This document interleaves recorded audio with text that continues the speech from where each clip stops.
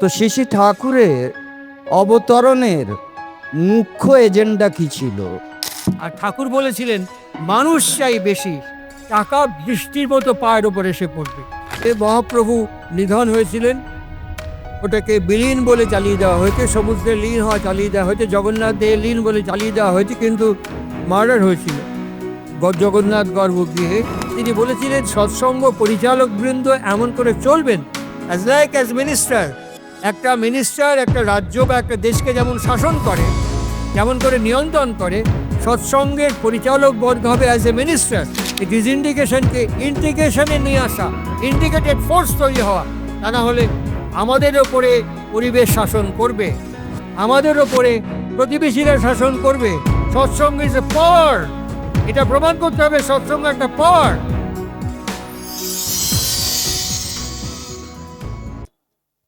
পরম দয়ালের শ্রীপাদ পদ্মে আমার ভক্তি আনত প্রণাম জানিয়ে এবং উপস্থিত দুই প্রাজ্ঞ ব্যক্তিত্বকে আমার আন্তরিক শ্রদ্ধা এবং প্রণাম জানিয়ে আরম্ভ করছি। আজকের আমাদের এই অনুষ্ঠানে যে দুই প্রাজ্ঞ ব্যক্তিত্বকে আমরা এখানে মঞ্চে পেয়েছি, আমার জীবনে ইনাদের দুজনেরই প্রভূত একটা প্রভাব আছে। শতবর্ষ উৎসবে এখান থেকে কয়েক পা এগোলে গোলমুড়ির ময়দান, সেই ময়দানে শতবর্ষ উৎসব উদযাপিত হয়েছিল। সেই উৎসবে এই দুই প্রাজ্ঞ ব্যক্তিত্বকে একই মঞ্চে উদাত্ত কণ্ঠে আলোচনা করতে শুনেছিলাম আমি, এবং এমন অনুপ্রাণিত হয়েছিলাম যে শ্রদ্ধেয় শ্রী দীনবন্ধু ঘোষদার পরে এই দুই প্রাজ্ঞ ব্যক্তিত্বকে আমি আমার জীবনের রোল মডেল হিসাবে গ্রহণ করেছিলাম, এবং তাদের জীবনচর্যা, তাদের বাকশৈলী, এগুলোকে আমি অনবরত অহরহ অনুকরণ করি এবং অনুশীলন করার চেষ্টা করি। আজ আমার ভীষণ আনন্দের দিন, এই দুই প্রাজ্ঞ ব্যক্তিত্বকে একসাথে এক মঞ্চে আমার পাশে পেয়েছি। এদের কাছ থেকে আমাদের জীবনের বহু কৌতূহল, বহু অমীমাংসিত প্রশ্নের সমাধান তাদের ঝুলি থেকে আজ আমরা তুলে নেব। আমি প্রথমে শ্রদ্ধেয় প্রলয়দাকে প্রশ্ন করব, তিনি কিশোর বয়স থেকে শ্রী ঠাকুরের সান্নিধ্যে থেকেছেন। তো শ্রী ঠাকুরের ঐশী লীলার এমন কোন ঘটনা তিনি প্রত্যক্ষ করেছেন প্রথম, যা থেকে মনে হয়েছে যে তিনি অবতার?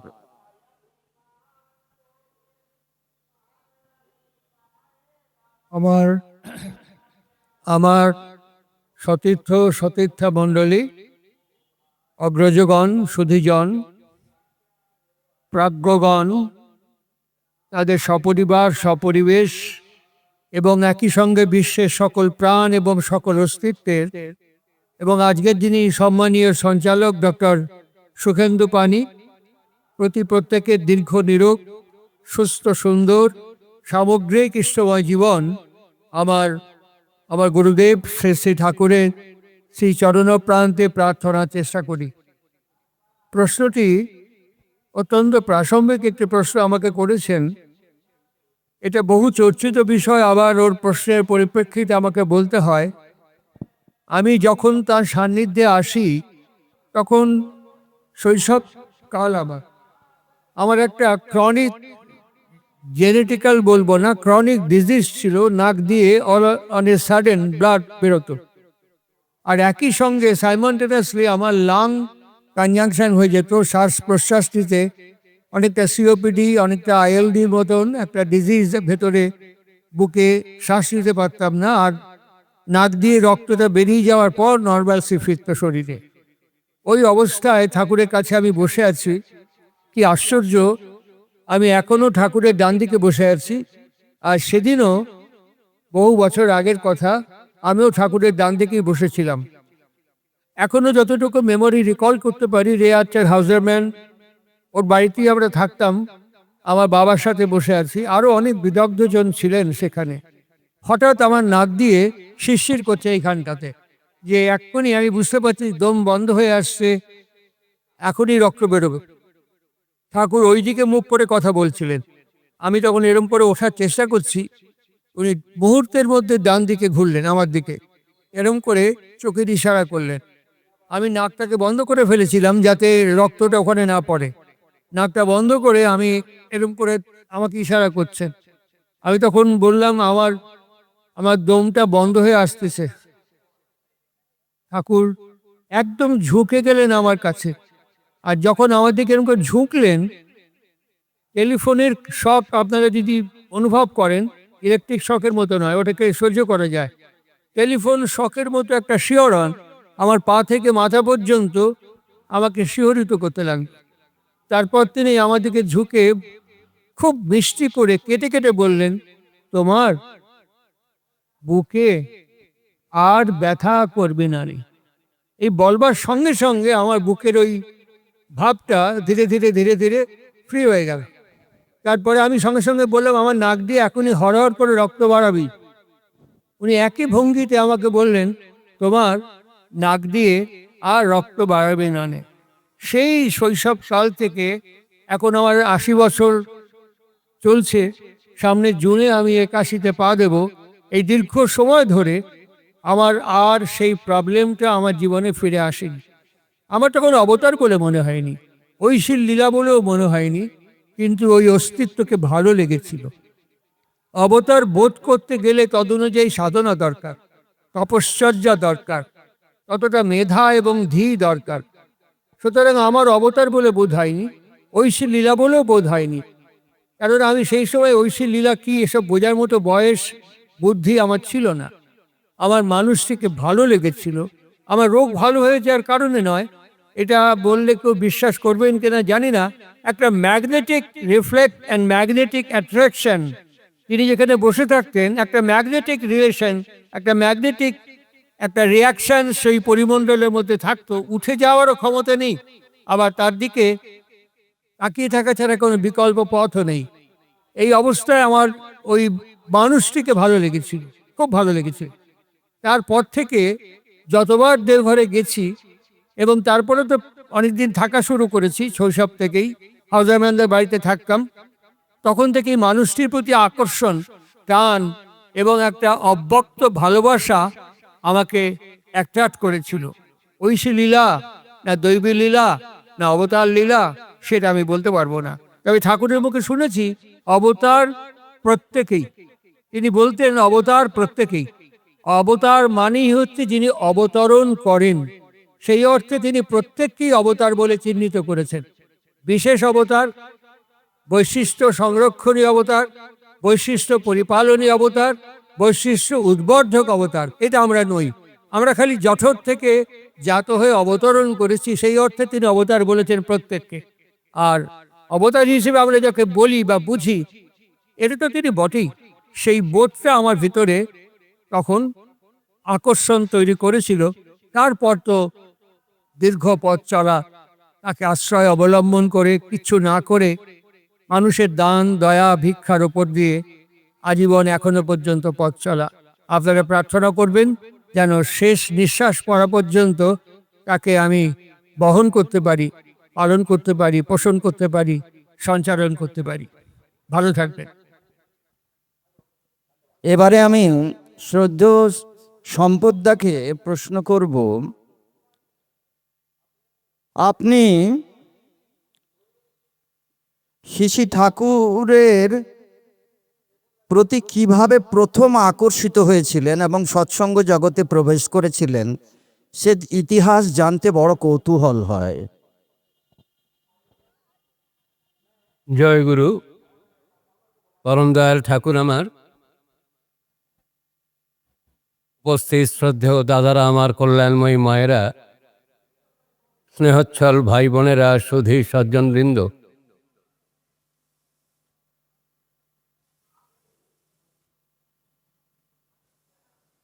আমি যে বংশে জন্মগ্রহণ করেছি, কুলগুরু বংশ, এবং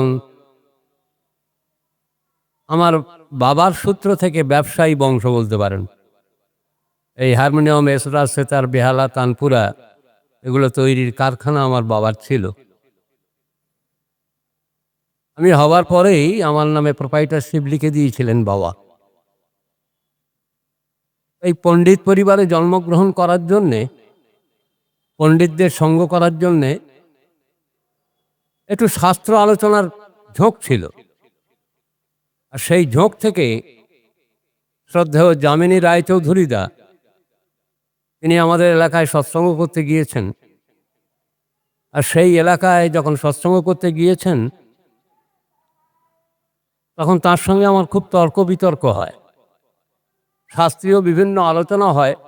আর অল্প বয়সে মাথা পাকার থেকে পাছা পাকে বেশি, সেই পাকামিগুলো যত পেরেছি করে গেছি।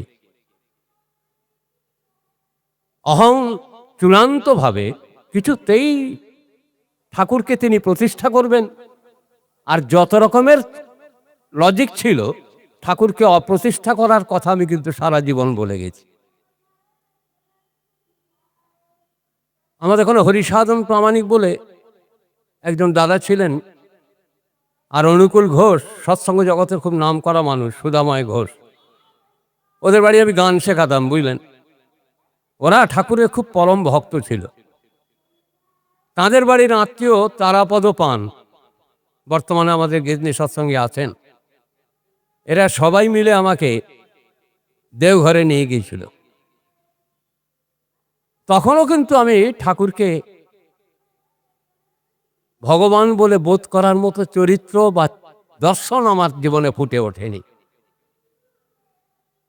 হয়তো আমার সৌভাগ্য সেইভাবে কাজ করেনি, সেটা খুব ক্রেডিট নয়। তাকে পেয়েও না পাওয়ার যে যন্ত্রণা, সেই যন্ত্রণা থেকে আজকের সারাটা জীবন, প্রায় 55 বৎসর ধরে চেষ্টা করে যাচ্ছি তাকে ভালোবাসার। তিনি ভগবান, ঈশ্বর, এই বোধনার থেকে তিনি আমার জীবনের জীবন, আমার প্রাণের প্রাণ, আমার প্রাণের মানুষ। তিনি ছাড়া আমার গতি নেই, তিনি ছাড়া আমার চলা বলা করার কোনো সঙ্গতি নেই। একমাত্র আমার জীবনে সঙ্গতি আনতে পারেন তিনি। এই বোধনার জাগরণ হয়েছে যখন থেকে, তখন থেকে এই পর্যন্ত চেষ্টা করে চলেছি তাকে ভালোবাসতে পারার। আজও নিত্য সকাল সন্ধ্যায় মনে হয়, আমি তো তোমাকে ভালোবাসতে পারিনি, তুমি আমাকে অনেক ভালোবেসেছ, আমার অধিক করে তুমি আমাকে দিয়েছ, কিন্তু তোমাকে আমার ভালোবাসা হলো না। এই যন্ত্রণা নিয়ে আজও কিন্তু চলেছি। আর সেই যন্ত্রণার প্রকাশ আপনাদের এখানে এসে, এই টাটানগর একদিন মহতী সৎসঙ্গ কেন্দ্র ছিল, এখানে হাজার মানুষের সমাবেশ হতো। এই যে একটু আগে সুখেন্দু বলছিল 1988 সাল এই গোলমুড়ি ময়দান বিশাল উৎসবের আয়োজন হয়েছিল। কোথায় যেন আজকের একটু মানসিক, চারিত্রিক, দৈহিক, ব্যবহারিক বিভিন্নভাবে একটা বিচ্ছেদ, বিচ্ছিন্নতার ভাব দেখা দিয়েছে। কিন্তু এই জামশেদপুর ভগবানকে ভালোবাসার জগৎ তৈরি করেছে। এখান থেকে নগেন সেনদা, তিনি ভগবানকে সর্বস্ব দিয়েছিলেন, এবং যে নতুন কথাটি আমাদের সামনে শুনিয়ে গিয়েছেন, আমার সৌভাগ্য হয়েছে তার সঙ্গে সৎসঙ্গ করার। এখানে যে জীবনে, মানুষের জীবনে 3টি দায় থাকে, মাতৃদায়, পিতৃদায় আর কন্যা দায়। আজ থেকে ঠাকুর আর একটা দায় আমার বেড়ে গেল, ইষ্ট দায়। এই ইষ্ট দায়টাই জামশেদপুরে প্রত্যেকের মধ্যে চারিয়ে গিয়েছে, আজও সেটা কিন্তু বর্তমান আছে। সেইটা দেখে আজকের এই যে মহতী অনুষ্ঠান জামশেদপুরবাসী করছে, আমি ব্যক্তিগতভাবে, আমরা সবাই মিলে এখানে এসে আমার খুব ভালো লাগছে। আমার জীবনের কথা আমি কি বলবো, তার থেকে তাঁর জীবনের কথা একমাত্র কথা, আমার জীবনের কথার কোনো মূল্য নেই। আমি এটুকা আজকের দিনে এসে বুঝেছি, তার কথাই কথা, তার জীবনই জীবন, আর তার জীবনের চলাটাই আমাদের জীবনের একমাত্র চলা। জয় গুরু। এবার আমি শ্রদ্ধেয় শ্রী প্রলয়দার কাছ থেকে জানতে চাইব, প্রত্যেক অবতার পৃথিবীতে অবতীর্ণ হন কিছু ওয়ার্ক এজেন্ডা নিয়ে, পতিত পাবনের উদ্দেশ্যে। শাস্ত্রীয় শ্লোকে তা উল্লিখিত আছে। তো শ্রী শ্রী ঠাকুরের অবতরণের মুখ্য এজেন্ডা কি ছিল? Very good question. And simultaneously, this is the rational question. এখন যে সময় আমরা অতিক্রম করছি, এই সময়ের সঙ্গে সঙ্গতি রেখে এই প্রশ্নটি মনে হয় মহত্তম এবং গুরুত্ব মহার্ঘ একটি প্রশ্ন।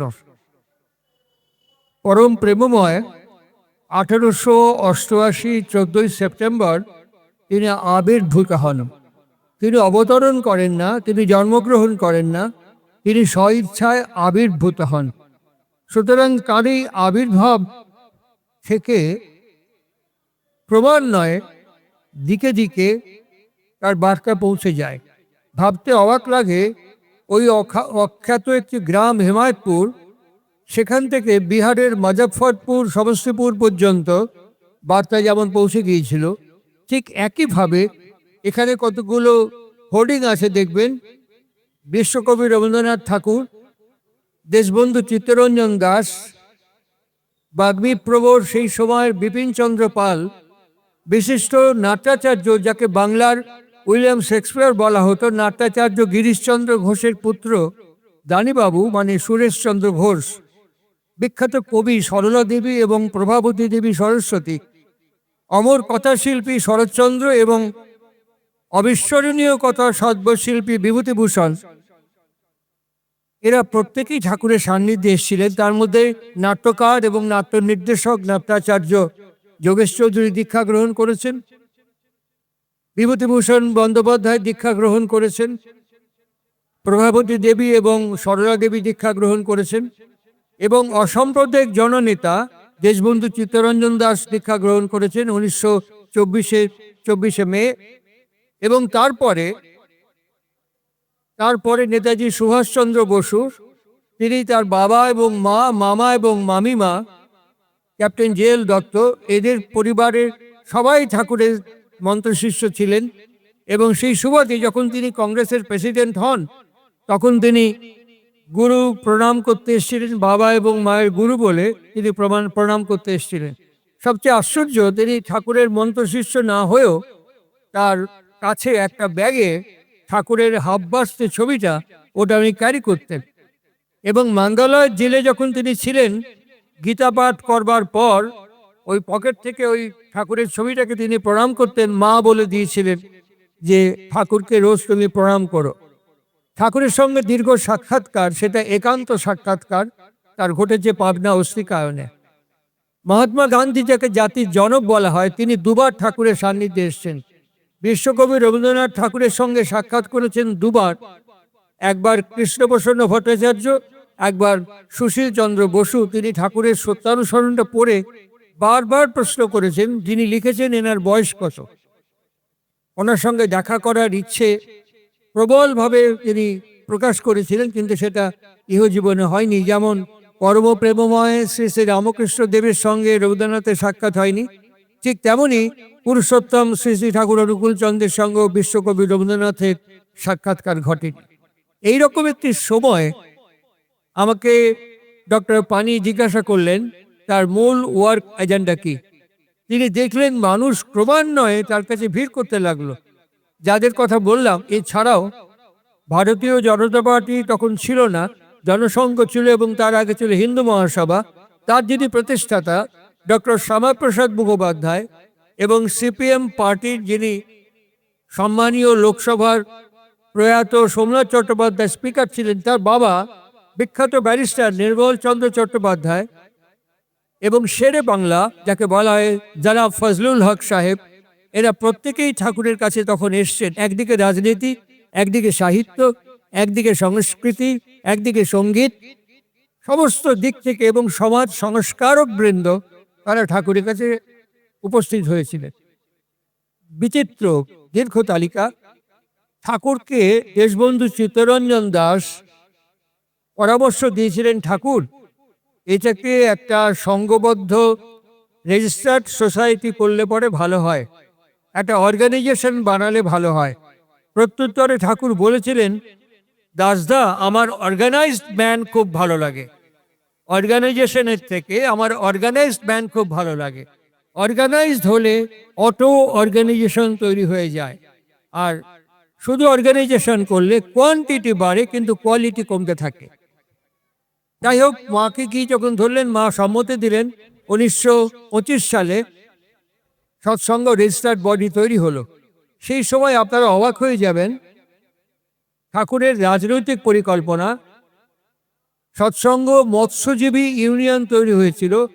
গোয়ালন থেকে বাজিতপুর পর্যন্ত সৎসঙ্গ মৎস্যজীবী ইউনিয়ন তৈরি হয়েছিল, এবং অখণ্ড ভারতবর্ষের, পরাধীন ভারতবর্ষের ব্রিটিশ গভর্নমেন্ট একে স্বীকৃতি দিতে বাধ্য হয়েছিল। 1952 সালের আগে রামাশঙ্কর সিং ত্রিবেদী, যার সাথে আমার দীর্ঘদিন সাক্ষাৎ, দেখা, মেলামেশা হয়েছে, 1952 সালে পাণ্ডবেশ্বর, রানীগঞ্জ, আসানসোল, ধানবাদ, এই কলিয়ারি অঞ্চল দিয়ে তিনি সৎসঙ্গ লেবার ইউনিয়ন তৈরি করেছিলেন। এবং সবচেয়ে উল্লেখযোগ্য সৎসঙ্গের শিল্পনীতি এবং শ্রমিক নীতি কি হবে। 1952 সালে ইন্টারন্যাশনাল লেবার অর্গানাইজেশন ILO, এখানে তিনি প্রথম একমাত্র ভারতীয় প্রতিনিধি হিসেবে জয়েন করেছিলেন, এবং সৎসঙ্গের শিল্প এবং শ্রমিক নীতি সম্পর্কে তিনি আলোচনাও রেখেছিলেন। পরবর্তীকালে আমরা এই মুভমেন্ট থেকে সৎসঙ্গ ক্রমান্বয়ে পিছিয়ে যেতে শুরু করে। আর ঠাকুর অনুভব করেছিলেন তার ওই বয়সে প্রত্যেক 10 জন মানুষের মধ্যে 2 থেকে 3 জন বিশ্বাসঘাতক। এই বইটা রেফারেন্স কোট করছি, কৃষ্ণপ্রসন্ন ভট্টাচার্যের লেখা শ্রী শ্রী ঠাকুর এবং সৎসঙ্গ আন্দোলন, ছোট একটা বই, ওর মধ্যে ঠাকুরের এই কথাটা লিপিবদ্ধ আছে। তারপরে তিনি ভাবলেন যে মানুষ যদি ঠিক মানুষ তো জন্মায়, তার একটা বিধি, বিজ্ঞান, ব্যাকরণ থাকবে। সেই সময় তিনি ঋত্বিক সংঘ প্রতিষ্ঠা করলেন। সালটা মনে রাখবেন, খুব ভালো প্রশ্ন করেছে ডক্টর পানি। সালটা মনে রাখবেন, 1935 সাল। ঠাকুর যখন ঋত্বিক সংঘ প্রতিষ্ঠা করেন তখন সালটা হচ্ছে 1935 সাল। আর এত গুরুত্বপূর্ণ এই সালটি, ইস্ট ইন্ডিয়া কোম্পানি ভারতকে শাসন করত। ব্রিটিশ পার্লামেন্ট 1935 সালে ইস্ট ইন্ডিয়া কোম্পানির হাত থেকে ভারতকে শাসন করবার ক্ষমতা গ্রহণ করেন। সবচেয়ে মনে রাখবেন, তখন ঋত্বিক সংঘের সদস্য সংখ্যা ছিল মাত্র 15 জন। 1938 সাল, সেই সময় সৎসঙ্গের জুলাই মাসে প্রথম ঋত্বিক অধিবেশন হিমায়তপুরে হয়। তখন তার সদস্য সংখ্যা ছিল মাত্র 45 জন, মাত্র 45 জন ছিল। এবং 1939 সাল ঠাকুর পাঞ্জা প্রথা প্রবর্তন করলেন। সেই পাঞ্জা প্রথার মধ্যে যাজক, অধ্যর্য, সহপ্রতি ঋত্বিক, পরবর্তীকালে আগে প্রতি ঋত্বিক, পরবর্তীকালে সহপ্রতি ঋত্বিক, এগুলো যোগ করলেন 1939 সালের মধ্যে। সবচেয়ে বড় প্রশ্ন হচ্ছে, আমি যে সালগুলো উল্লেখ করলাম, 1937 সালে ব্রিটিশ গভর্নর তিনি পার্লামেন্টে বিলটি উপস্থিত করলেন, ব্রিটিশ পার্লামেন্টে। 1938 সাল, আর ঠাকুর 37 সালে সস্তায়নী ব্রত প্রবর্তন করলেন। সস্তায়নী ব্রতের 5টা নীতি ভাববেন, আর সেই সময় স্বাধীনতা আন্দোলনের প্রেক্ষাপটটা ভাববেন, সহিংস এবং অহিংস। একই সঙ্গে বিশ্বকবি রবীন্দ্রনাথ ঠাকুরের নোবেল বিজয়ের পর তিনি নাইট উপাধি প্রত্যাখ্যান করেছেন, এবং তিনি বিশ্বভারতী কর্মযজ্ঞ শুরু করেছেন। ট্রায়াঙ্গুলার ফোর্স, একটা হচ্ছে দেশপ্রেমীতে সহিংস এবং অহিংস আন্দোলন, একটা হচ্ছে বিশ্বকবি শিক্ষা আন্দোলন, কৃষি আন্দোলন। শাহজাদপুরে, পাবনার শাহজাদপুরে তিনি জমিদারি ছিল তাদের, এই শাহজাদপুর থেকে তিনি প্রচুর কৃষককে জমি দান করেছেন। রাশিয়ার তিথি বইটির খুলে দেখবেন, তার মধ্যে বিশ্বকবি বলছেন যে রিক্তদের দান করে কোনোদিন সিক্ত করা যায় না, বরং আরো রিক্ত হয়ে যায়। বিশ্বকবির অনুভব, যারা পলিটিক্সকে প্রধান আসন বলে প্রধান হাতিয়ার বলে গ্রহণ করেছেন, তারা দেশ এবং মানুষকে জানে কিনা আমার যথেষ্ট সন্দেহ আছে। পলিটিক্স হচ্ছে মঞ্চে, ভাষণে এবং কত কথায় বা লেখায়, জীবনে নয়। এগুলো রাশিয়ার চিঠিটা থেকে উল্লেখ করছি আমি, এগুলো অনেক কথা বলা আছে, এত বলার দরকার নেই। তার পরবর্তীকালে ঠাকুর ওই সালে 1937 সালে সস্তনী প্রবর্তন করলেন। 1938 সালের অক্টোবরে আমাদের স্বাভাবিক দীক্ষা দান পদ্ধতি, এই দীক্ষা পদ্ধতি তিনি প্রবর্তন করলেন। 1939 সালে ব্রিটিশ পার্লামেন্ট ভারতবর্ষে ভারত শাসন আইন প্রবর্তন করে দিলেন এবং ভারতবর্ষে 39 সাল থেকে সরাসরি ভাইসরয় শাসন করতে লাগলো। ঠাকুরের এই সময়কালগুলো যে তার সৎসঙ্গ আন্দোলনের ওয়ার্ক এজেন্ডা, আমি নিঃসংকোচে, আমি নির্দ্বিধায়, নিঃসন্দেহে আমি আপনাদের কাছে কৃতজ্ঞতার সাথে উত্থাপন করতে চাই যে সেই সময় যত পলিটিক্যাল লিডার, সেই সময় যত পলিটিক্যাল এজেন্ডা ঠাকুর অনুকূল চন্দ্র দিয়েছিলেন, আমাদের সৎসঙ্গর কর্ম পরিচালক যারা ছিলেন তারা ততটা সক্রিয় ছিলেন না, নিষ্ক্রিয় হয়ে গিয়েছিলেন, এতটা সক্রিয় ছিলেন না। ঠিক একই সঙ্গে উল্লেখ করব, মহাপ্রভু যখন যাত্রা করছেন নৌকাবিহার মহারাজ প্রতাপরুদ্রের সঙ্গে, সেই সময়কালে রামনাথের সঙ্গে দক্ষিণ ভারতের রাজার এবং প্রতাপরুদ্রের যুদ্ধ হয়। এই প্রেক্ষিতে হোয়াট ইজ পলিটিক্স এবং পলিটিক্স কাকে বলে, এই বিষয়ে দীর্ঘ 3.5 ঘন্টা মহাপ্রভু এদেরকে অভিজ্ঞান দান করেছিলেন, উপদেশ দান করেছিলেন।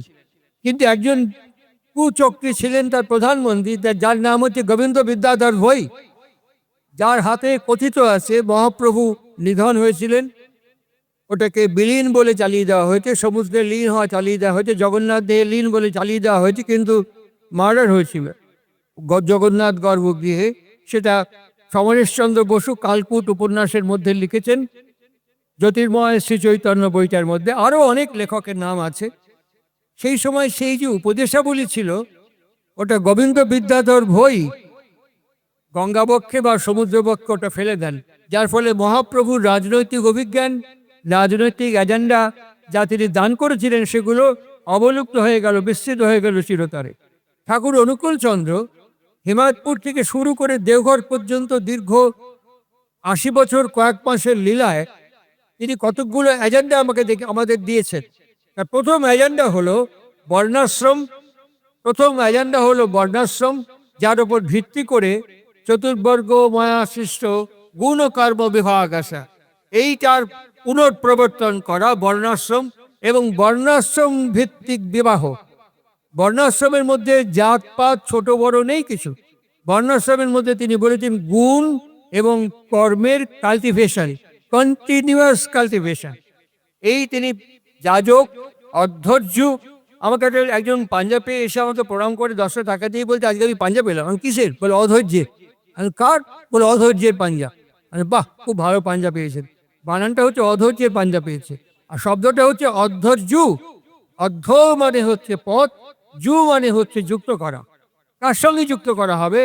অধয় বয়, অধ্যা মানে হচ্ছে পথ, যু মানে যুক্ত করা। অথচ আমাকে বলছে অধৈর্যের পাঞ্জা পেয়েছি। সুতরাং সমজদারকে ইশারা এই কাফিয়ায় যে আমাদের সৎসঙ্গ আন্দোলনের গতি প্রকৃতি কোন দিকে, কোন রকমে, কোন পদ্ধতিতে এগোচ্ছে। ঠাকুরের বর্ণাশ্রম ভিত্তিক বিবাহ আর এই গুণ এবং কর্মের কন্টিনিউয়াস কাল্টিভেশন, এগুলোর দায়িত্ব দিয়েছিলেন প্রথমে যাজকদের উপরে। তারপরে একটু ইভলভ করার সঙ্গে সঙ্গে দায়িত্ব দিয়েছিলেন অধ্যর্যর ওপরে। অধ্যর্য মানুষ যখন দীক্ষা গ্রহণ করে নাম জপ ধ্যানে একটু প্রবৃত্ত হয়, তখন তার ভেতরে যে ইভলিউশন আস্তে আস্তে আপলিফমেন্ট হতে থাকে, তাকে সঠিক পথের সঙ্গে যুক্ত করে দেওয়ার জন্য অধ্যর্য। এই বিষয়ক যাবতীয় দায়িত্ব অধ্যর্য। তার পরবর্তীকালে সহপ্রতি ঋত্বিকের দায়িত্ব। সুতরাং আমরা যখন জব শুরু করি, এই জব শুরু করার সঙ্গে সঙ্গে অনেকের তেস্রাতিল বা দ্বিদলে অনেক রকমের অনুভূতি হয়। এই অনুভূতিগুলো সম্পর্কে শব্দ যে শোনা যায় কানে, এই শব্দ সম্পর্কে ঠাকুরকে প্রশ্ন করছেন, নানা প্রসঙ্গে থেকে কোট করছি। বিজ্ঞান বিশেষজ্ঞ কৃষ্ণপ্রসন্ন ভট্টাচার্য, পূজনীয় ঋতিকাচার্য, তিনি প্রশ্ন করেছেন মানুষ শব্দ শোনে কেন। 49টা বায়ু আমাদের শরীরের মধ্যে কাজ করে এবং 24 ক্রোমোজোম আমাদের শরীরের মধ্যে কাজ করে। একে শ্রীমদ্ ভগবত গীতা চতুর্বিংশতি তত্ত্ব বলে আখ্যায়িত করেছে। শ্রীমদ্ ভগবত গীতা একে চতুর্বিংশতি তত্ত্ব বলে আখ্যায়িত করেছেন। একদিকে 24 ক্রোমোজোম, একদিকে চতুর্বিংশতি তত্ত্ব।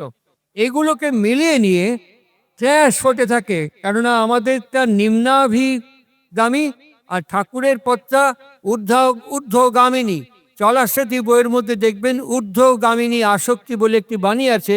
বাণীটার ক্যাপশন হচ্ছে রাজবক্তি, দ্য এলিক্সার অফ লাইফ, চলাশ্রী বইয়ের মধ্যে। ওর মধ্যেই আছে শেষের দিকে ঊর্ধ্বগামিনী শক্তি এবং নিম্নগামিনী শক্তি। যখন ওপরে এবং নিচে মুভ করতে থাকে থ্রু জপ, তখন ক্ল্যাশের ফলে দুটো কানের মেমব্রেনে শব্দ হয়।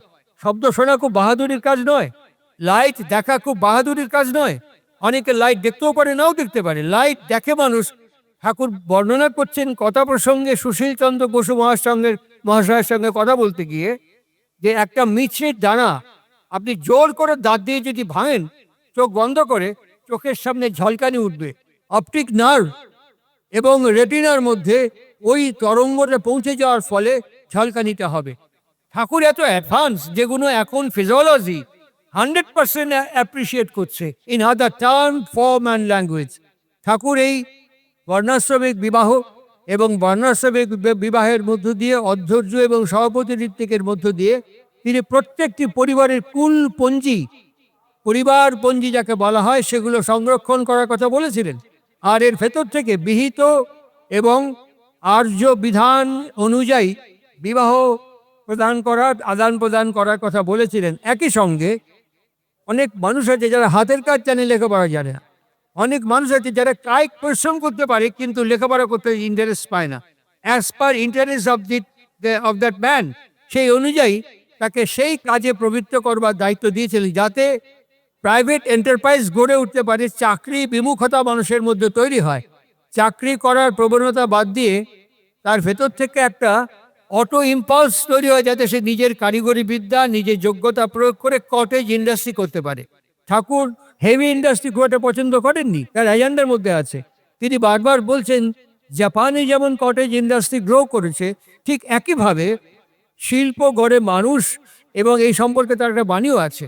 সুতরাং এই শিল্প সমৃদ্ধ করার ক্ষেত্রে কটেজ ইন্ডাস্ট্রি যদি হয়, আর অ্যাসিমিলেশন করার জন্য, কমিউনিকেশন করার জন্য, অ্যালাউ করার জন্য সেখানে হেভি ইন্ডাস্ট্রি প্রয়োজন আছে, কিন্তু বেসিক্যালি কটেজ ইন্ডাস্ট্রি।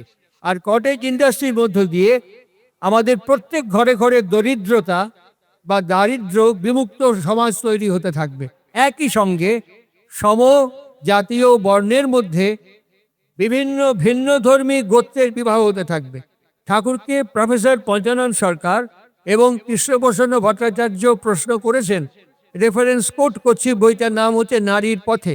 তার মধ্যে বলছেন যে যদি স্বগোত্রে বিয়ে হয় অসুবিধা কি আছে?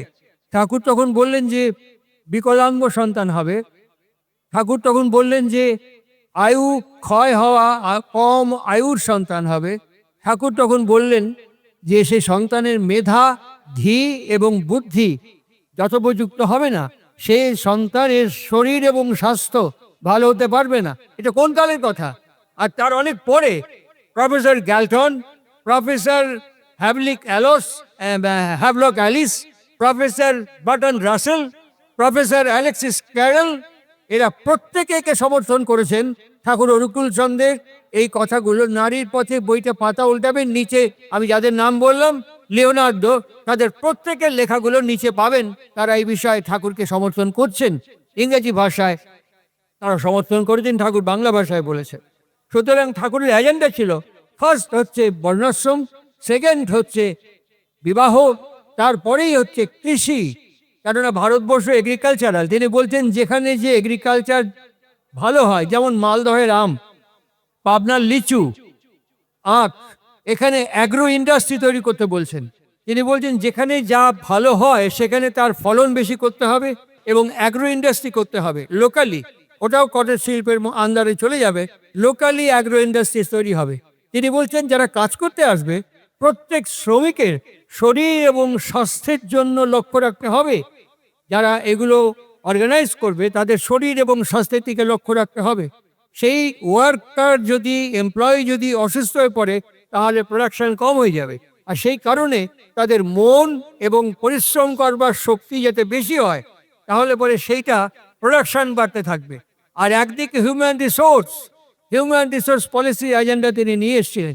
এর ভেতর থেকে তিনি গ্রামে গ্রামে প্রত্যেক অঞ্চলে অঞ্চলে 750 বিঘে জমি কিনতে বলেছিলেন সৎসঙ্গে। প্রত্যেক অঞ্চলে অঞ্চলে বা ব্লকে ব্লকে 750 বিঘে জমি, 250 বিঘে জমি যা ব্যয় হবে মানে যে প্রফিটটা হবে সেটা হোল টাইম ওয়ার্কার যারা তাদের জন্য ব্যয় করা হবে। আর 500 বিঘে জমির যে আয়টা হবে সেটা সৎসঙ্গের কাজে ব্যবহার হবে। সৎসঙ্গের কাজে কীরকম ব্যবহার হবে, যে অঞ্চল থেকে এটা এখন আর আলোচনা প্রসঙ্গে ফার্স্ট এডিশনে পাবেন না, কিন্তু আলোচনা প্রসঙ্গে আলোচনা পত্রিকার মধ্যে এটা প্রিন্ট করা আছে। যে অঞ্চল থেকে 15,000 টাকা ইষ্টভীতি আসে, প্রতিনিধিকের দায়িত্বে এক একটা জেলা থাকবে, এক একজন প্রতিনিধিকের দায়িত্বে, সহপ্রতিনিধিকের দায়িত্বে থাকবে বেশ কয়েকগুলো মহকুমা, আর অঞ্চলগুলোর দায়িত্বে থাকবে যাজক এবং অধ্যর্য। আমরা জেনে যাব কোথায় রাস্তা নেই, কোথায় স্বাস্থ্যকেন্দ্র নেই, কোথায় শিক্ষা কেন্দ্র নেই। এগুলো জেনে মান্থলি রিটার্ন ফর্ম কেন্দ্রে পাঠাতে হবে এবং কোয়ার্টারলি রিটার্ন ফর্ম যাজক, অধ্যর্য, সহপ্রতিনিধি, কোয়ার্টারলি রিটার্ন ফর্ম পাঠাতে হবে। তার থেকে আমরা বুঝে যাব, কেন্দ্র বুঝে যাবে কোন অঞ্চলে কি খাতি আছে। সঙ্গে সঙ্গে ওই 10,000 টাকা অ্যাকর্ডিং টু প্রায়োরিটি সেই সব অঞ্চলে ব্যয় করতে হবে এবং লেখা থাকবে শ্রী শ্রী ঠাকুর অনুকূলচন্দ্র কর্তৃক নির্মিত হলো বা ব্যবস্থা করা হলো। কোনো সঙ্গের নাম না, শ্রী শ্রী ঠাকুর অনুকূলচন্দ্র কর্তৃক এটা তৈরি করা হলো। রাস্তা, স্কুল, হসপিটাল, বিদ্যুৎ কেন্দ্র এগুলো তৈরি করা হলো। ঠাকুরের ওয়ার্ক এজেন্ডা ছিল এই, তিনি বলতেন state within state, government within government. বইটার নাম আমি রেফারেন্স কোট করছি, বিধান বিনায়ক এবং সমাজ সন্দীপনা। তার মধ্যে Thakur state within state, government within government, এই হচ্ছে সৎসঙ্গ পরিচালকরা যারা করবেন তাদের গুরু দায়িত্ব। তাদের যে পদবিন্যাস করতে বলেছেন সেই পদবিন্যাসে ধরুন সম্পাদক, সভাপতি, এই যে পদবিন্যাস হবে সেই পদবিন্যাস করার ক্ষেত্রে নির্লোভ, পদের প্রতি নির্লোভ এবং অনাসক্ত এবং জনগণের দ্বারা তিনি গণনির্বাচন চেয়েছিলেন। আমি রেফারেন্স কোট করছি, আলোচনা প্রসঙ্গে 20 খণ্ড এবং 22 খণ্ড। সেটা পদ্ধতি কেমন, এটা ঠাকুরের ওয়ার্ক এজেন্ডার মধ্যে পড়ছে। কীরকম, আমার পরিবারে 4 জন সদস্য, আমরা সবাই মিলে আমার বাবাকে ঠিক করলাম। এরকম প্রত্যেক পরিবারে 1 জন করে সদস্য ঠিক করা হলো। এবার গোটা জামশেদপুরের ওই পরিবার থেকে নির্বাচিত 1 জন ব্যক্তি এসে উপস্থিত হলো। জামশেদপুরের 20 জন বা 22 জন পরিবারের প্রতিনিধি এসে বলল অমুককে এই করা হোক, অমুককে এই দায়িত্ব দেওয়া হোক, অমুককে ওই করা হোক, কেননা ওনার চরিত্র, ওনার ব্যবহার, ওনার আচরণ, ওনার কর্ম উদ্দীপনা, অনুপ্রেরণা, আমরা উদ্দীপ্ত হয়ে উঠছি, ওনাকে এই দায়িত্বটা দেওয়া হোক। এইভাবে প্রত্যেক পরিবার থেকে যখন নির্বাচিত হবে সেই হচ্ছে গণনির্বাচন। ঠাকুরের নির্বাচনী ব্যবস্থা সম্পর্কে ঠাকুর এই ওয়ার্ক এজেন্ডা দিয়েছিলেন। দুর্ভাগ্যের বিষয়, ঠাকুরের কাছে যত পলিটিক্যাল লিডার্স, যত সমাজের ক্রিমস, যত সেলিব্রিটি এবং ডিগনিটার্স উপস্থিত হয়েছেন, হিমায়তপুরে 58 বছরের লীলা পর্যন্ত কিছু কিছু কর্ম উদ্দীপনা হয়েছে, দেওঘরে আসার পর সেটা খুঁজে পাওয়া যায়নি। যেখানে সৎসঙ্গ সমবায় ব্যাংক ছিল, যেখানে সৎসঙ্গ মৎস্য চাষী ইউনিয়ন ছিল, সৎসঙ্গ লেবার ইউনিয়ন ছিল, যেখান থেকে ঠাকুর অনুকূলচন্দ্রের বিভিন্ন জায়গায় কর্মী সংগঠন ছিল, কার্পেন্ট্রি ছিল, লেদ কারখানা, সৎসঙ্গ ইঞ্জিনিয়ারিং ওয়ার্কস ছিল, সৎসঙ্গ উইন্ড পাওয়ার সেকশন ছিল, কি ছিল না, সৎসঙ্গ হুঁশিয়ারি ছিল, যেখানে শিল্প কৃষির একটা তা রক্ষা করে ব্যক্তি নির্মাণ সেই সময় যে তৈরি হয়েছিল, এটা একটা উল্লেখযোগ্য। দেওঘরে আসার পর আমরা দেখলাম ভারতবর্ষের সমস্ত কেন্দ্রীয় নেতৃবর্গ, ভারতবর্ষের সমস্ত রাজ্যের মুখ্যমন্ত্রীগণ, ভারতবর্ষের অসংখ্য প্রদেশের যারা রাজ্যপাল ছিলেন, আমি তো অনন্ত সায়নম আয়েঙ্গারকে দেখেছি, বিনোদানন্দ ঝা, শ্রীকৃষ্ণ সিং, অনুগ্রহ নারায়ণ সিং, এরকম অনেককে আমি চিফ মিনিস্টারকে দেখেছি দেওঘরে ঠাকুরের কাছে। এমনকি আপনারা শুনলে অবাক হবেন, বইটার নাম হচ্ছে the living experience of living god. এই বইটা লিখেছেন বালকৃষ্ণ কাপুর। তিনি তাকে এবং রেয়ার হালদারম্যানকে ঠাকুর পাঠালেন পশ্চিমবঙ্গে বিধানচন্দ্র রায়ের হয়ে ইলেকশন ক্যাম্পেনিং করতে। বিধানচন্দ্র রায়ের সঙ্গে দেখা করে 1 নম্বর ওয়েলিংটন স্ট্রিটের উনি থাকতেন। ওনাকে গিয়ে বললেন, আমাদের গুরুদেব ঠাকুর আপনার ইলেকশন ক্যাম্পেনিংয়ের জন্য পাঠানো হয়েছিল। শুনবেন এটা মন দিয়ে, সৎসঙ্গের ওয়ার্ক এজেন্ডা এবং সৎসঙ্গ কর্মপদ্ধতি। বিধানচন্দ্র রায় সেদিন দাঁড়িয়ে বলেছিলেন, আমার নাম ডক্টর বিধান রায়, আমার জন্য সৎসঙ্গের ক্যাম্পেনিংয়ের কোনো প্রয়োজন নেই। আমার নামটা জানেন তো, আমার নাম ডক্টর বিধান রায়, আমার জন্য সৎসঙ্গের ক্যাম্পেনিং এবং আপনার গুরুদেবের কোনো প্রয়োজন নেই। আর তার বিরুদ্ধ পক্ষের পার্টিকে জানেন, কমিউনিস্ট পার্টি অফ ইন্ডিয়া, তখন ভাগ হয়নি। মোহাম্মদ ইসমাইল বিধান রায়ের এগেনস্টে প্রার্থী হচ্ছে, বিরোধী পক্ষ হচ্ছে মোহাম্মদ ইসমাইল। আর সেই ভোটের পরিণতি শুনবেন, জয়ের সংখ্যা কত বিধান রায়ের? 450। তারপরে গিয়ে উনি অবাক হলেন, আবার বালকৃষ্ণ কাপুর এবং হাউজারম্যানকে দেখা করে বললেন, আপনার নাম ডক্টর বিধান রায়, আপনি আমাদের বলেছিলেন আপনার প্রচারের প্রয়োজন নেই। আমরা সৎসঙ্গীরা আমার গুরুদেবের আদেশে ক্যাম্পেনিং না করতাম, 450 ভোটে আপনি হারতেন। এটা সৎসঙ্গীদের ভোটে আপনি জিতেছেন। এখন আপনি বিবেচনা করুন, আপনার শক্তি বেশি না আমার গুরুদেবের শক্তি বেশি? অদূরদর্শিতা এবং দূরদর্শিতা আপনার বেশি না আমার গুরুদেবের বেশি? বিধান রায় স্যালুট করেছিলেন ঠাকুর অনুকূল চন্দ্রকে এবং তখন বলেছিলেন, সৎসঙ্গ আমার কাছে কি চায়? পানাগড়ে ঠাকুর 1 লপ্তে 1000 বিঘা জমি চেয়েছিলেন। 1 লপ্তে 1000 বিঘা জমি। বিধান রায় এখানে 750 বিঘা জমি অ্যালটমেন্ট করেন। উনি বললেন, আপনাদের কাজ শুরু হোক, দেখে পরে অ্যালটমেন্ট করব। ঠাকুরকে কি জানানো হলে ঠাকুর বললেন, বাতিল করে দাও। একসঙ্গে 1000 লপ্তে যদি জায়গা দেয় তাহলে ঠিক। বিধান রায় সেটা দিতে রাজি হননি। ওখানে দুর্গাপুর গড়ে উঠলো শিল্প কেন্দ্র। এখন দেখছেন দুর্গাপুরে কত শিল্প বন্ধ হয়ে গেছে। লক্ষ্য করে দেখছি যে পানাগড়ে কত শিল্প বন্ধ হয়ে গেছে। এখন পশ্চিমবঙ্গে আমরা ইন্ডাস্ট্রিয়াল হাব করেছি, এগ্রিকালচারাল হাব করেছি। পশ্চিমবঙ্গের ক্ষেত্রে বলছি যে কিভাবে সমস্ত 6888টা কোম্পানি পশ্চিমবঙ্গ থেকে পাতারি গুটিয়েছে। আইটি সেক্টর পশ্চিমবঙ্গ থেকে পাতারি গুটিয়েছে। আজকে কৃষিক্ষেত্র সিঙ্গুর দেখছেন, যেখান থেকে টাটাকে তাড়িয়ে দেওয়া হয়েছিল, সেখানে কাশফুল ঝরা জঙ্গল বাগানে পরিণত হয়েছে। এই হচ্ছে এগ্রিকালচার, এই হচ্ছে ইন্ডাস্ট্রি। এইরকম জায়গায় দাঁড়িয়ে আজকে ওয়ার্ক এজেন্ডা যদি বিচার করতে হয়, ঠাকুর অনুকূল চন্দ্রের কৃষি, শিল্প এবং অ্যাগ্রো ইন্ডাস্ট্রি সম্পর্কে ঠাকুরের দূরদর্শিতা এবং ঠাকুর অনুকূল চন্দ্রের শিল্প এবং কৃষির ওপর ভিত্তি করে যুগপৎ অপটিমামে পৌঁছানোর যে কর্ম এজেন্ডা, সেটা একটা ভারী বিষয়। আর তিনি বলেছিলেন, সৎসঙ্গ পরিচালক বৃন্দ এমন করে চলবেন অ্যাজ লাইক অ্যাজ মিনিস্টার। একটা মিনিস্টার একটা রাজ্য বা একটা দেশকে যেমন শাসন করে, যেমন করে নিয়ন্ত্রণ করে, সৎসঙ্গের পরিচালক বর্গ হবে অ্যাজ এ মিনিস্টার। এইটার জন্য বিধান বিনায়ক আমি পড়তে বলছি সবাইকে।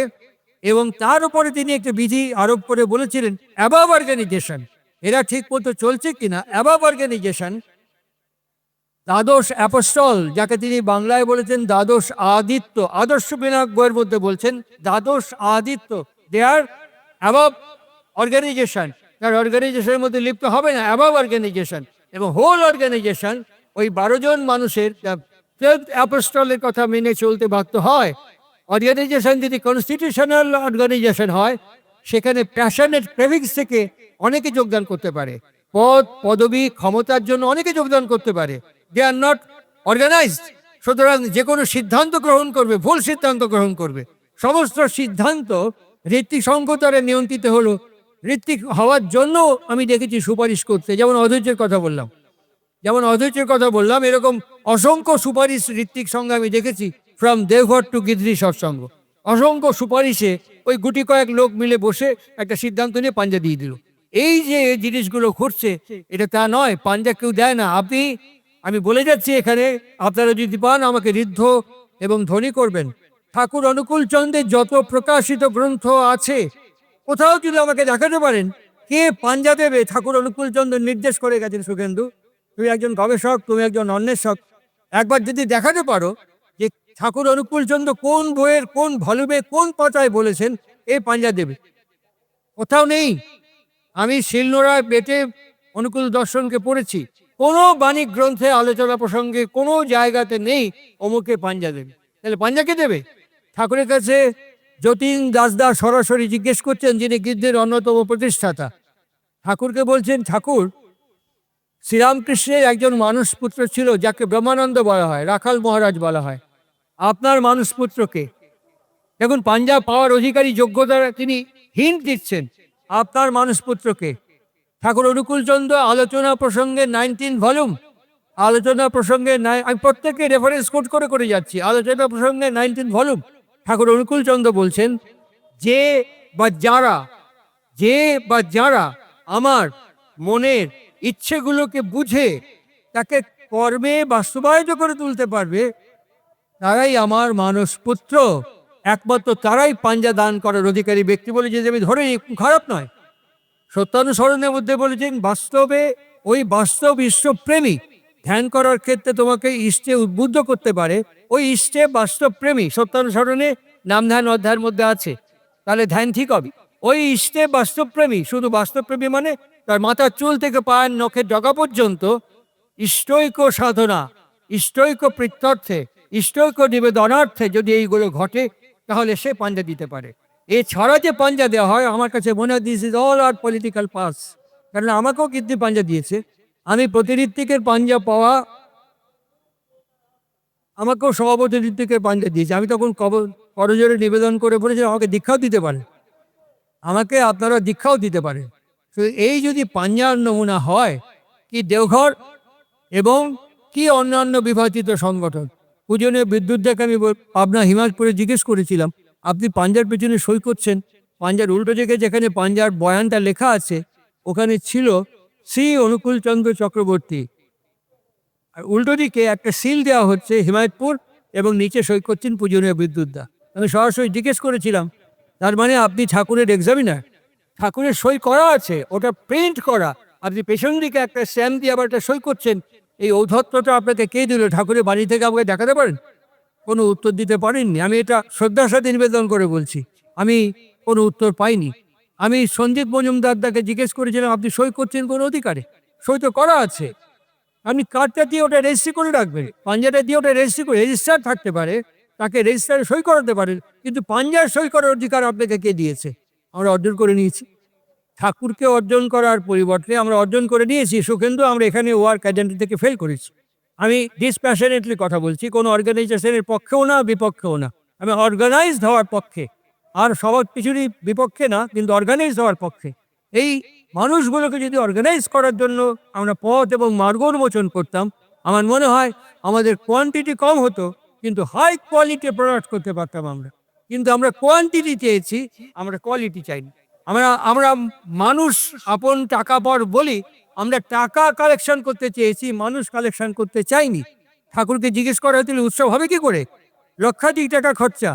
ঠাকুর বললেন 1 টাকা করে যদি 1 লক্ষ টাকা দেয় তাহলে তো 1 লক্ষ টাকা হয়ে যায়, 1 টাকা করে যদি মানুষ দেয় তাহলে তো 1 লক্ষ টাকা হয়ে যায়। এর মধ্যে কি হতে পারে? ওয়ার্ক এজেন্ডা বলছি, জনসংযোগ হতে পারে, পরিবার সংযোগ হতে পারে।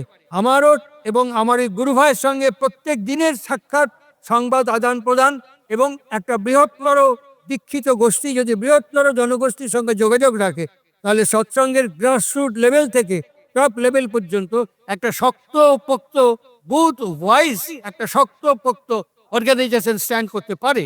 আমরা এক মুহূর্তে ঠিক করে বুঝতে পারবো কোথায় কে আছি। সৎসঙ্গের ওয়ার্ক এজেন্ডার মধ্যে এগুলো ছিল, কিন্তু আজকে এই সময় দাঁড়িয়ে আমাকে লাইফ টাইমে অ্যাচিভমেন্ট দিলেন জামশেদপুর গুরু ভাইরা। অত্যন্ত দুঃখের সঙ্গে বলতে হচ্ছে, এই অ্যাচিভমেন্ট এবং সার্টিফিকেট পাওয়ার পরও আমি completely disappointed in present movement, completely disappointed Satsang work agenda.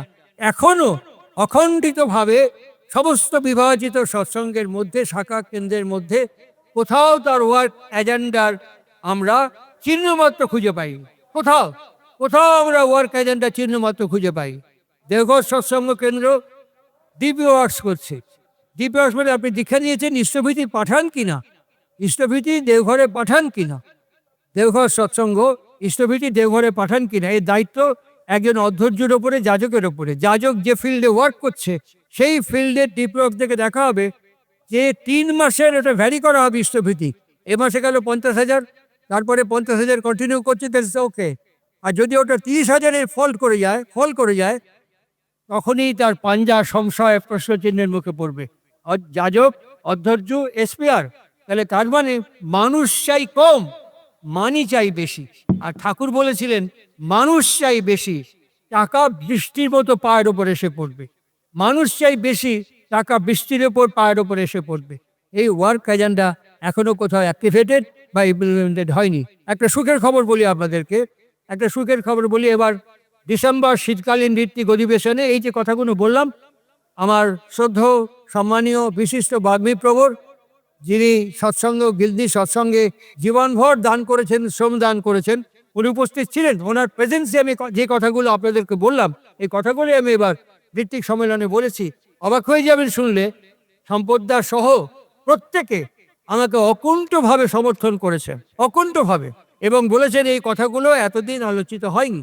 আরেকটি কথা বলি, আমাদের আরেকটা জিনিস গ্রহণ করা উচিত, সেটা হচ্ছে কাউকে মানা, কাউকে শ্রদ্ধা করতে শেখা এবং কাউকে মেনে চলতে শেখা। তা না হলে কি হবে, দুর্বিনীত অহংকার মাথা চাড়া দিয়ে উঠবে। ঠাকুরকেই প্রশ্ন করছে, যে তার নাম হচ্ছে নিখিল ঘোষ, সেই নিখিল ঘোষকে, নামটা বোধহয় ঠিক বলছি কিনা জানি না, ওরকমই হবে, তাকে ডাক দিয়ে নিয়ে আসা হয়েছে। নিয়ে আসার পর বলছে ঠাকুর ডাকছে, সে আনন্দবাজারে খ্যাটন দিয়ে শুয়ে আছে। বলছে ডাকছে কেন? তা তো বলতে পারবো না, বলে ওকে ডাক দিয়ে নিয়ে আয়। শুনে আসো কেন ডাকছে। ঠাকুরকে বললো আপনি ডাকছেন, কেন ডাকছেন তাই জিজ্ঞেস করলো। বলে তুই দরকার নেই, ও এক দরকার, তুই ডাক দিয়ে নিয়ে আয়। তখন ও বলতে, যে বারবার জিজ্ঞেস করছে যে ঠাকুরের বাণী আছে খাওয়া দাওয়ার পর শরীর থেকে সুস্থ রাখার জন্য 1.5 থেকে 2 ঘন্টা বিশ্রাম করা। ঠাকুরকে বলুন আমি বিশ্রাম করছি, এখন পরে যাও। ঠাকুর বলছে চ্যাংদোলা করে তুলে নিয়ে আয়। ওকে 4 জনে মিলে হাত পা ধরে চ্যাংদোলা করে তুলে ঠাকুরের কাছে নিয়ে আসলে। তো ডাকতেছি তুই আসিস না কে? তর্জনে দিলে ঠাকুরকে প্রশ্ন করছে, শিব মন্দির ভেবে যত্ন করি শরীরটাকে। তারপরে বলছি কি করলি? বলি এরকম করেছে। তখন বলছে চাউনি তোমার মিষ্টি করো কথা। তারপরে বলছেন যত সব আখাম্বা কথা, কথা করবে গুড়ের মতো লেপটে রবে গায়ে। ঠাকুর একই শালা, এই তো আমার বাণী আমাকে শোনায় যাচ্ছে, এই কি মাল তৈরি হয়েছে রে শালা, আমার বাড়ি তো আমাকে শোনায় যাচ্ছে, আমি যা করবের করলাম তার উল্টো পথে চলে। সুতরাং ঠাকুর এক জায়গায় বলেছেন, আমাকে ইষ্ট বলে ভাবে খুব কম মানুষ। ঠাকুরের ওয়ার্ক এজেন্ডা শেষ পর্যায়ে বলছি, এতক্ষণ যা বলার বললাম। শিক্ষা সম্পর্ক তপবন বিদ্যালয়ের মাধ্যমে তিনি ধীরে ধীরে গবেষণা ভিত্তিক বিজ্ঞান নির্ভর যুক্তিসিদ্ধ গবেষণার ল্যাবরেটরি কথা বলেছেন। এবার সম্পদদা ছিলেন, আমি ঋত্বিক সম্মেলনে এসব প্রসঙ্গ বলেছি, এবং সম্পদদা উচ্ছ্বসিতভাবে, হার্দিকভাবে, ঐকান্তিকভাবে এটাকে সমর্থন করেছেন, এবং সম্মানীয় সাধারণ সম্পাদক গিদ্দির এরা সমর্থন করেছেন, এবং প্রত্যেক কর্মীবৃন্দ সমর্থন করেছেন। আমি পরিবারবন্দির কথা বলেছি, সম্পূর্ণ ঐকান্তিকভাবে গিদ্দি সৎসঙ্গের ডিভাইন পার্লামেন্ট একে অ্যাকসেপ্ট করেছে। আমি পরিবারপঞ্জির কপি নিয়ে এসেছি, এবং এই পরিবারপঞ্জি আমি একটা কপি রাজেন্দ্র প্রসাদ সাহুরাতে দিয়ে যাব, আপনারা এখানে ছাপিয়ে প্রত্যেক পরিবারের করবেন। আমি সম্মানীয় সম্পাদককে বলেছি 2টো ভাগে এটা ছাপবো, একটা শ্রী শ্রী ঠাকুর অনুকূল চন্দ্র গিরিধি সৎসঙ্গ, আরেকটা আমার সঙ্গে অখণ্ড সৎসঙ্গের দেওঘর বিবেক বিধান এবং সদ্যপ্রয়াত কাজল দাস সংগঠন, গীতে থেকে ভাগ হয়ে যাওয়া সারদিয়া সংগঠন, উত্তম চক্রবর্তী হাওড়ার বলুহাটে একটা সংগঠন, এরা আমার সঙ্গে গভীর এবং নিবিড়ভাবে সম্পর্ক রাখে। সুতরাং এরা গিদ্দি সৎসঙ্গ সম্পর্কে একটা রীতিটি থাকতে পারে। আমি ওই জন্য বলেছি, সম্পাদককে বলেছি 2টো ভাগে, একটা মহাপুরুষ পরিবেশনী বাস্তবায়নযোগ্য, এখানে আপত্তি করা নেই, ঠাকুরের দেওয়া নাম, এটা ঠাকুর অনুকূল চন্দ্র কথিত আলোচনা প্রসঙ্গ প্রিন্ট করা। সুতরাং আপনারা দেখবেন একই কথা বলছি, ওয়ার্ক এজেন্ডার মধ্যে ঠাকুর যেটা বারবার চেয়েছিলেন, পলিটিক্যাল পেট্রোনাইজেশন, পলিটিক্যাল গভর্নেন্স, পলিটিক্যাল পেট্রোনাইজেশন। আপনারা দেখুন শ্রী রামচন্দ্র থেকে, মর্যাদা পুরুষোত্তম শ্রী রামচন্দ্র থেকে সদ্য রামকৃষ্ণ লোকে যাওয়া পরম পুরুষ শ্রী শ্রী রামকৃষ্ণ পর্যন্ত যতক্ষণ না পলিটিক্যাল পেট্রোনাইজেশন পেয়েছে কিচ্ছু করতে পারেননি, এস্টাবলিশ হননি। যখন ক্ষেত্রীর মহারাজ এবং রামনাথের মহারাজ বিবেকানন্দকে স্পন্সর করলো, তখন আমেরিকায় গেলেন। ম্যাক্স মুলার, রোমা রোলা থেকে আরম্ভ করে বিশ্বের তাবর বরেণ্য বিদগ্ধ ব্যক্তিবর্গ, সেভিয়ার, মিসেস সেভিয়ার থেকে আরম্ভ করে, স্টুয়ার্ট থেকে আরম্ভ করে, জন স্টুয়ার্ট থেকে আরম্ভ করে, যিনি তার স্টেনোগ্রাফার ছিলেন, প্রত্যেককে তিনি জড়ো করতে পেরেছিলেন। ভারতবর্ষের এই সনাতনী মতকে, ভারতবর্ষের এই আর্য বিজ্ঞানকে তিনি বিশ্বের দরবারে উপস্থিত করতে পেরেছিলেন যখন পলিটিক্যাল পেট্রোনাইজেশন পেলেন। আমাদের কি হলো? আমরা এটাকে গুরুগিরিতে ট্রান্সফার করে দিলাম। আমি আরো এটাকে পুরোপুরি কৌলগুরু প্রথায় ট্রান্সফার করে দিলাম। ঋত্বিক হলাম, আমি যা বলবো তাই। আমি নিজেই ভালো করে সব জিনিসটা জানি না, এর জন্য একটা প্রশিক্ষণ কেন্দ্র এবং গিন্নি আমার কথা স্বীকার করেছেন নববর্ষ উৎসবের ক্ষেত্রে। আমি এই পরিবারপুঞ্জে আপনাদের কাছে অনুরোধ করছি, বিফোর এপ্রিল নববর্ষ উৎসব, যত দ্রুত সম্ভব যুদ্ধকালীন তৎপরতায় আপনারা এটা ফিল আপ করে নেবেন নিজেরা ছাপিয়ে বা জেরক্স করে, এবং বিফোর নববর্ষ উৎসব আমি আসব, ব্যক্তিগতভাবে এখানে উপস্থিত হব। আমি এগুলো একদিন কি দুদিনের মধ্যে কালেক্ট করে নিয়ে চলে যাব এবং ঋত্বিক সম্মেলনে আমি এটা দেবো। এক কপি জামশেদপুরে থাকবে, এক কপি আমার কাছে থাকবে। আমরা মুহূর্তের মধ্যে জনসংযোগ, গণসংহতি এবং এই যে সত্য সম্পদদা জামশেদপুরের ডিসইন্টিগ্রেশনের কথা একটু উল্লেখ করছিলেন, এই ডিসইন্টিগ্রেশনকে ইন্টিগ্রেশনে নিয়ে আসা, ইন্টিগ্রেটেড ফোর্স তৈরি হওয়া। তা না হলে আমাদের ওপরে পরিবেশ শাসন করবে, আমাদের ওপরে প্রতিবেশীরা শাসন করবে। সৎসঙ্গ ইজ এ পাওয়ার, এটা প্রমাণ করতে হবে সৎসঙ্গ একটা পাওয়ার। এই যে আমরা ভোটের সময় দেখতে পাচ্ছি মতুয়ার একটা পাওয়ার, প্রাইম মিনিস্টার পর্যন্ত দৌড়ে আসছে, চিফ মিনিস্টার পর্যন্ত দৌড়ে আসছে। সৎসঙ্গের দরবারও জামশেদপুরে এসে হাজির হতে হবে, বিকজ সৎসঙ্গ ইজ এ পাওয়ার। এই ইন্টিগ্রেটেড ফর্মের মধ্যে আমাদের প্রত্যেককে কাজ করতে হবে এবং সেই কাজের জন্য আপনাদের কাছে আমার আপিল থাকলো, this is a work agenda of Shri Shri Thakur. আমাদের শেষ প্রশ্ন শ্রদ্ধেয় শ্রী সম্পদদার কাছে, যে তিনি সকলের উদ্দেশ্যে কি বার্তা দেবেন, নিজের মতো করে তিনি কিছু বার্তা দিন। জয় গুরু। এতক্ষণ আপনারা শ্রদ্ধেয় প্রলয়দার কাছ থেকে বার্তা পেয়ে গেছেন। আমি যেটা একটু ছুঁয়ে গিয়েছিলাম সেটাকে সুন্দর করে বলেছেন।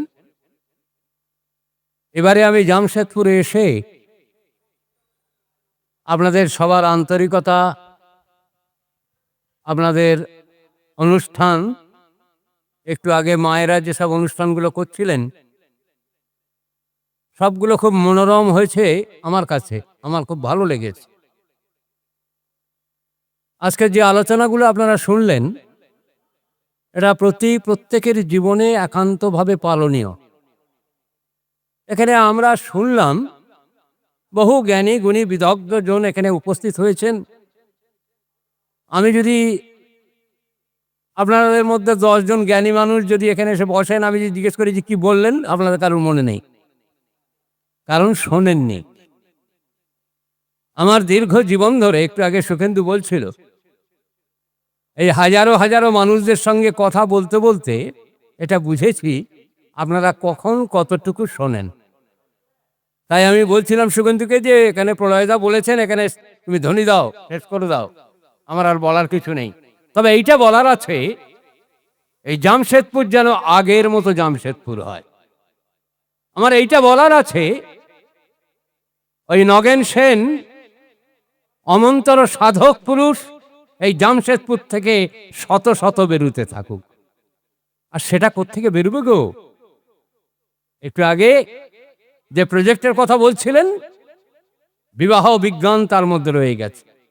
আর একটু আগে কৃষ্ণমা মায়েদের নিয়ে বেশ সুন্দর করে করে গানে কথায় প্রকাশ করছিলেন, আমার ভালো লাগছে। এই গানে কথায় প্রকাশ করতে করতে যদি কোনো কোনো মা তার মাতৃত্বের জাগরণ হয়, মাতৃত্বের উদ্বোধন হয়, কারণ যতই আমরা ব্যক্তি বিনির্মাণ করি, মূল মশলাটা যদি ঠিক না থাকে,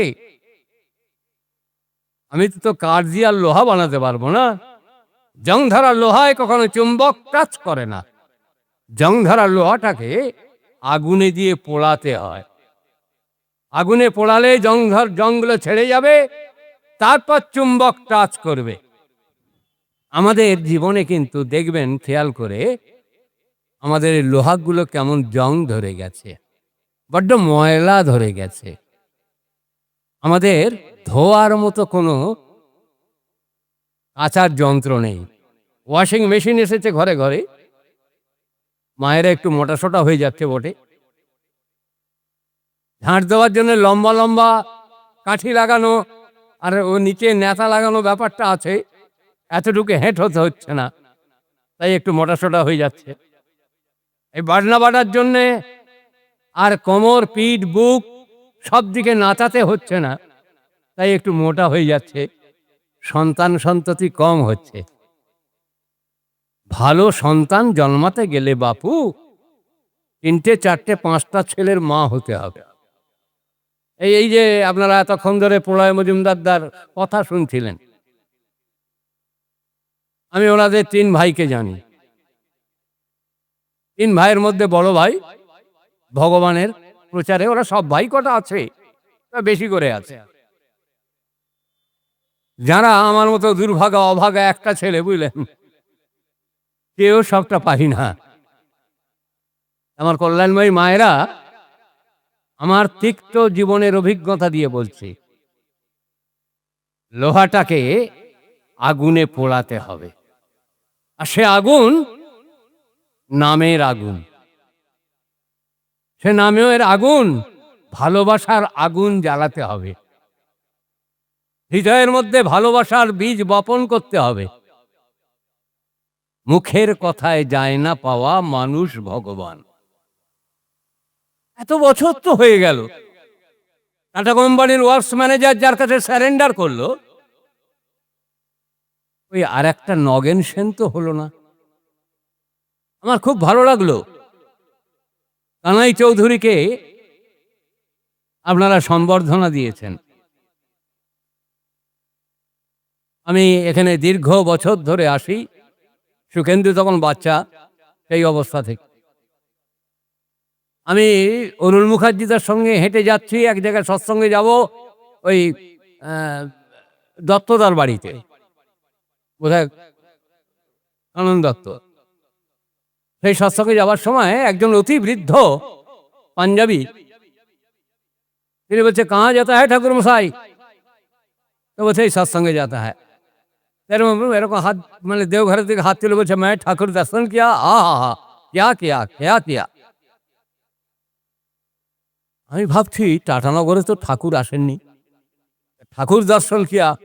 আমি একটু এগিয়ে গিয়ে, ওই ভদ্রলোক শুনতে পাবে না, তখন জিজ্ঞেস করছি অরুণদাকে, ও অরুণদা, এই যে বলছে ঠাকুর দর্শন কিয়া, আহা হা কেয়া কিয়া কেয়া কিয়া, এ তো ঠাকুর আসেনি এখানে, তাহলে কোন ঠাকুর দর্শন করলো? তখন অরুণদা আমাকে বলছেন, এখানে কৃষ্ণপ্রসন্ন ভট্টাচার্য এসেছিলেন, কয়েক মিনিট প্রভুর কথা বলেছিলেন, তাতে সব মানুষ ভেবেছিল ঠাকুর এসেছে, সেই ঠাকুর দর্শন করেছেন। সেই ঠাকুর হয়ে উঠুন, সেই মানুষ হয়ে উঠুন। আর মা, প্রত্যেকটা মেয়েকে দেখলে যেন মনে হয় আমার জন্মদায়িনী জননী আমার সামনে দাঁড়িয়েছেন, আমার গর্ভধারিণী মা এসে দাঁড়িয়েছেন। প্রত্যেকটা মেয়েই নিজের মা, প্রত্যেকটা মেয়েই নিজের মায়ের বিভিন্ন রূপ। এ কথাটা শুধু পড়ে গেলাম, বাস্তবে কিন্তু কেউ বুঝে উঠতে পারলাম না। এই এখানে আজকের যে সমাবেশ হয়েছে, বেশ 2-3 বছর পরে আমি আবার এলাম, আমার খুব ভালো লাগছে।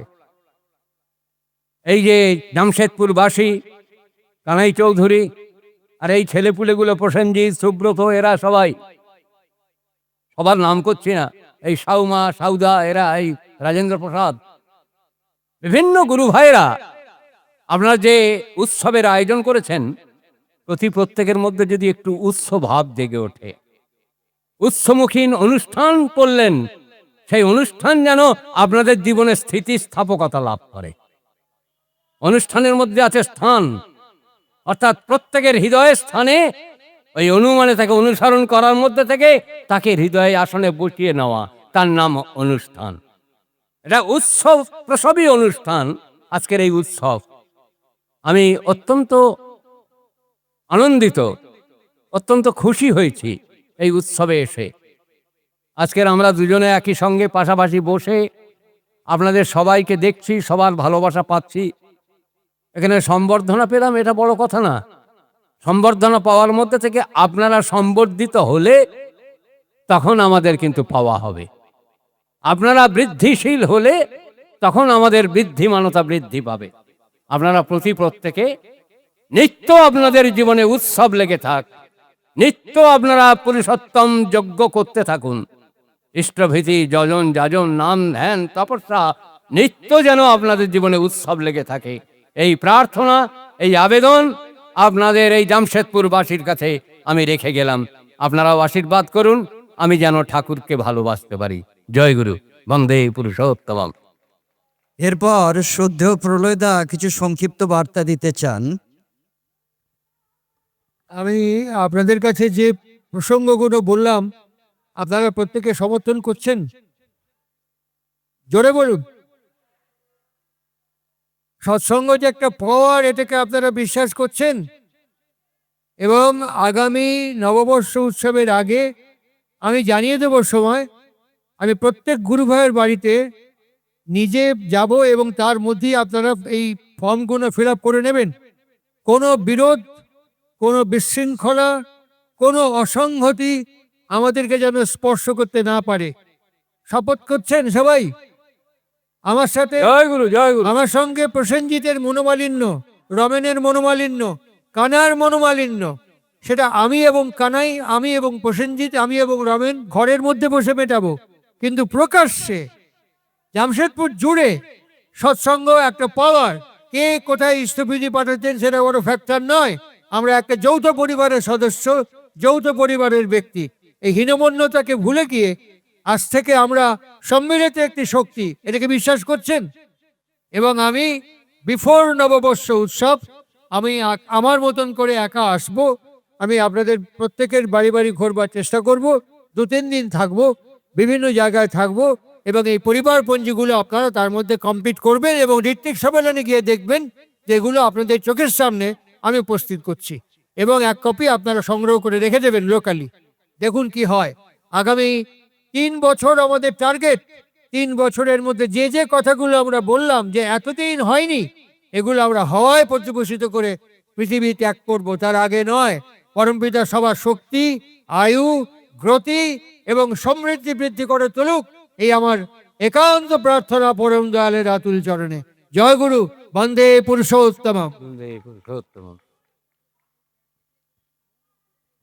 এই অনুষ্ঠানে উপস্থিত হয়ে অনুষ্ঠানকে অলঙ্কৃত করার জন্যে সদ্য প্রলয়দা এবং সদ্য সম্পদদাকে আমাদের জামশেদপুর সৎসঙ্গের পক্ষ থেকে কৃতজ্ঞতা এবং ধন্যবাদ জানাই।